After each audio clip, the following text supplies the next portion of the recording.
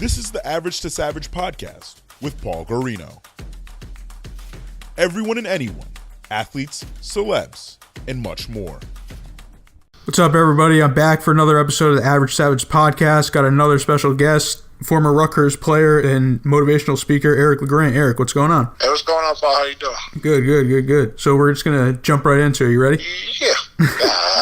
Yeah, ready. So you grew up in New Jersey. I know it's a big football state. So what got you playing football? I actually started when I was younger. I was about 4 or 5 years old, and I had two friends that were my age, and then there's this one kid, Charlie, who was about 5 years older than us, and we started playing kill the man with the ball on the side of my house. And every now and then, I would juke out the kid, Charlie, who was 5 years older than us, and I would score. And getting that adrenaline rush at that young age, just scoring a touchdown when you're 4 or 5 years old, made me want to play the game of football. And getting thrown into the house and into a fence a few times also made me tough for the game.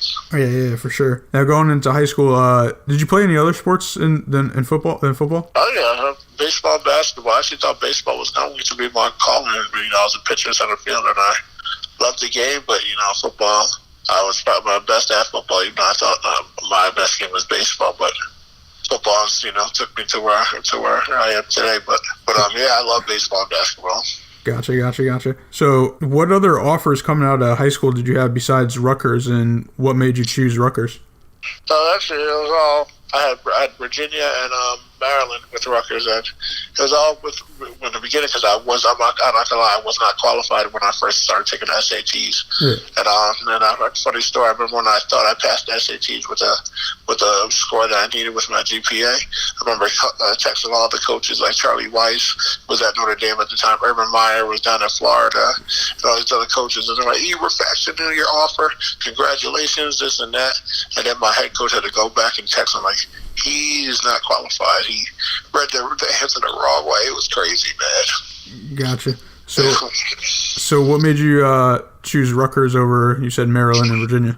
Rutgers was my first offer ever, and they were there from the very beginning. They offered me as a freshman in high school, and, it was just, they were 15 minutes away from my house. The things that they were building there at the time, you get a great education right up the block. I could be in my backyard. It was just a no-brainer, especially when being a recruit during those 06 and 07 season when they were, top, all the way up in the top ranks in the country, top 10 team. I was like, why should I go somewhere else? Yeah, for sure. And what was it like playing in your first game at Rutgers in 2008? It was wild, to be in front of all those people, and then just the intensity of the game and the speed, making the right, getting the calls in, and being nervous, and as an undersized D lineman at first, playing a totally new position with different people. Yeah. It was a whirlwind for me. It was a up and down roller coaster for sure. But it got me ready and prepared for the next season that's coming up. Yeah, what would you say the biggest transition from high school football to D1 football was? The speed, the size. You go on with the speed, everything. Size, the game plan.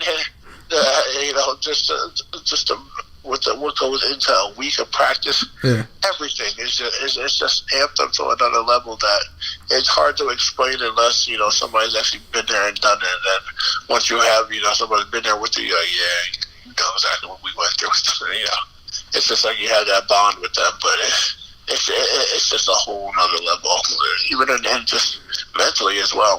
Yeah, for sure. And then in 2010, you suffered the spinal cord injury during the game versus Army. So could you take me through that game and how that obviously changed your life? Yeah, it was tied up in the fourth quarter. We had just tied it 17-17 with 5 minutes left, and I go down there, make a big play for the team, and next thing you know, you're laying on the ground paralyzed. At the time, I didn't think I was paralyzed. I didn't know what had happened, but definitely the scariest moment of your life when you can't move and you can't breathe at the same time on the ground, and you think you're going to die out there. And it was a rough situation, a rough first few weeks, but I had a great support system around me that kept me going and motivated and, inspired. And once I found out, what was really going on in my life when I was paralyzed, I had a long road ahead of me, but I had the mindset and the will and determination and faith, and my family and friends all behind me, so I knew I could get through it. Yeah, for sure. And you pretty much answered my next question. I was going to say, how was everyone keeping you motivated, and how did you turn this and turn it into a positive? Yeah, everyone that came into my room was so positive. They were also upbeat and like motivated, like you want to let me down. And after a while, I kind of think I'm like, this is kind of responsibility. You know, I got to get better. You know, I got to work hard. I can't give up on all these people that are wishing me well or telling me I'm inspiring them. It's like a responsibility now. You know what I mean? I can't let all these people down that are looking up to me. Yeah, for sure. And tell me about your Team LeGrand Foundation and your yearly Walk to Believe event. So Team LeGrand is a partner of the Christopher and Dana Reed Foundation, and they approached me from the day one about, I think when it came to spinal cord injuries, education-wise and support, all that stuff. And then as time was going along with my injury, I realized, so many people that were in unfortunate situations, and me, crazy to say my injury, but I was in an unfortunate situation the way I got hurt, and all the people that, that had touched in my life were there for me. I wanted to start giving back, and I formed the Team LeGrand and the Christopher Dana Reed Foundation, and as of last year, December of 2017, we broke the $1 million mark raised for spinal cord injury research. I'm very proud about that since we launched in September of 2013. And I would continue to go forward with different events, as you said, like my annual Walk to Believe, which is a 5K walk and run at Rutgers. I have now a flag football tournament. I have different other little events like a Zumba event, a cornhole tournament. We have the CKO kickboxing event. So all these little events, basketball tournaments that people raising money for my foundation. It's crazy to see how the community just wraps around my cause and my belief. Yeah, for sure. That's awesome. You said you raised $1 million, right? Or you hit $1 million? Yeah, 4 years. It was 4 years, and we hit $1 million. Yeah, that's awesome. And then the flag football game. That was the first year of that this year, right? Yeah, we had the flag football game. Was our first year. We were able to raise over $30,000 in our first year for that, and I'm really excited to really expand it and blow this up and make it a really big thing. Yeah. I think that one could be even bigger than the walk.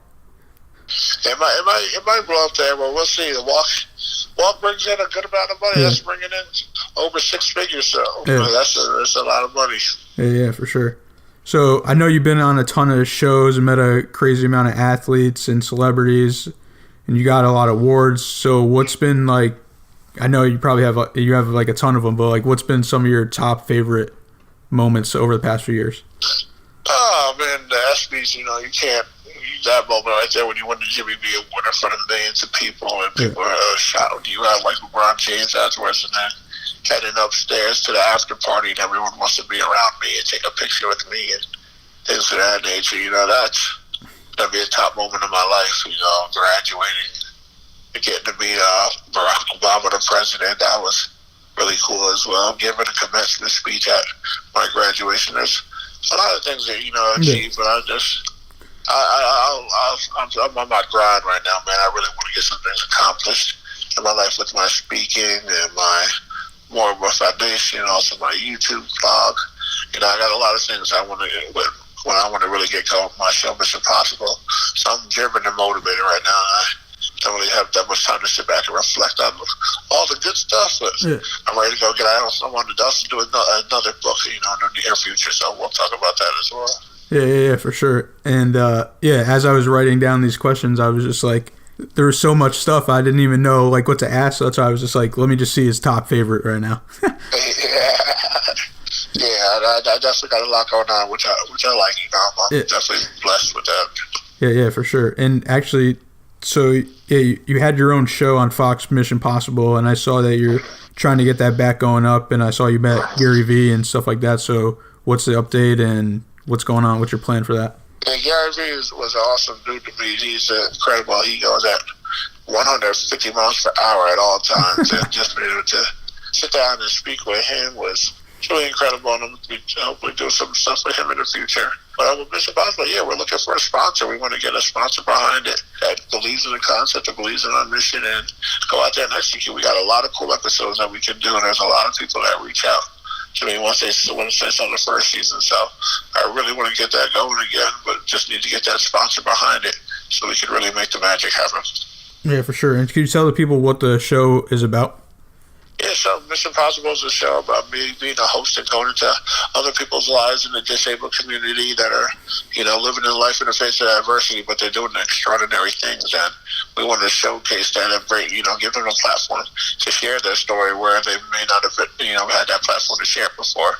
And, maybe living the life in the face of adversity every day, being a host, it's something different. Not usually you see the host, they work for a TV network and things like that. You don't see the host that's going through some type of adversity too. So being able to share stories with other people and then get inspiration from them and them get inspiration from me, it's just a win-win situation. Yeah. Yeah, I think some people they don't see obviously what goes on behind the scenes, like me also being in a wheelchair, so I know how things go and behind the scenes stuff, so that people don't really know about, Exactly. So if I can bring that out there, yeah. A little bit for them to see that's what it's about. Yeah, and that's the other big thing in general. Just behind the scenes, like footage of stuff, is getting like popular now. Yeah, that's what I'm trying to do about YouTube a lot. I've been showing some cool episodes, but I'm going to really start taking them in depth into my therapy and rehab, so people can really see the grind and what I go through. Yeah, actually, I saw your tweet the other day when you said, I forgot the exact quote, but what you said, but it was something you were showing your therapy. It's not all about the glitz. Yeah, that was it. Yeah, right. It's not all glitz. Not everything is glitz and glamour. Just another day at the office putting in that work. Yeah, there it was. Yeah, and going into your vlog, so what do you want to show people? I mean, I know we kind of just touched on it, but what do you want to show the viewers there? I want to show them that, my life behind the scenes. People always see me here, they see me there, but people don't see how I got there. Yeah. How I made that happen, or what it took to get there.